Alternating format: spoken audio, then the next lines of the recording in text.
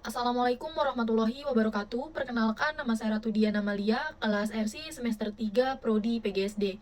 Di sini saya akan menyampaikan monolog tentang materi pendidikan. Judul yang saya pilih adalah Inikah Pendidikan. Sekolah pun kini hanya namanya saja, mengatasnamakan pendidikan di dalamnya. Kertas berisi angka dan nilai menyibukkan remaja dengan mengisi waktunya.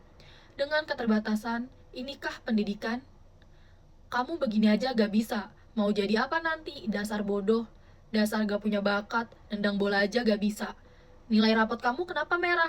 Kamu ngapain aja di sekolah? Kamu bolos. Ada murid yang dibilang bodoh karena tidak bisa matematika. Padahal ia sangat pandai di pelajaran olahraga. Ada juga murid yang dibilang tidak berbakat karena tidak bisa bermain bola. Padahal dia sangat pandai di pelajaran fisika. Ada juga yang dimarahi habis-habisan karena nilai rapotnya merah, bukan karena sering bolos sekolah, tapi dia sering dibully hingga hilang semangat belajarnya. Tugas demi tugas diberikan, daidelin demi daidelin terus mengejar.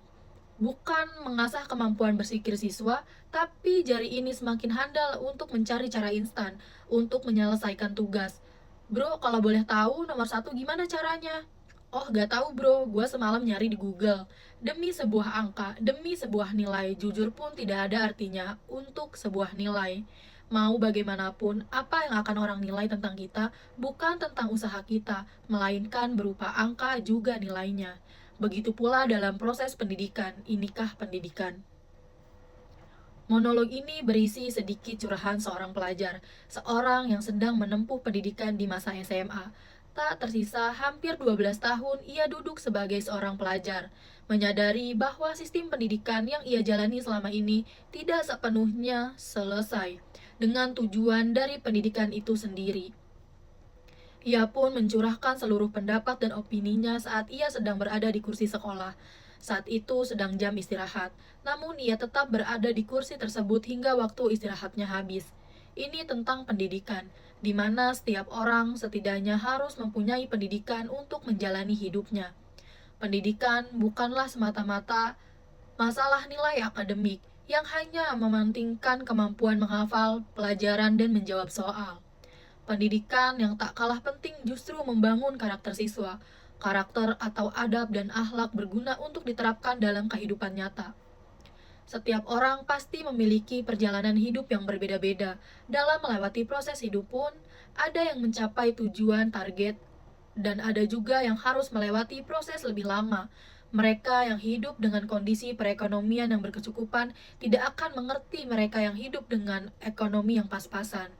Bagaimanapun sebaliknya, mereka yang saling tidak akan merasakan, tidak akan bisa mengerti satu sama lain.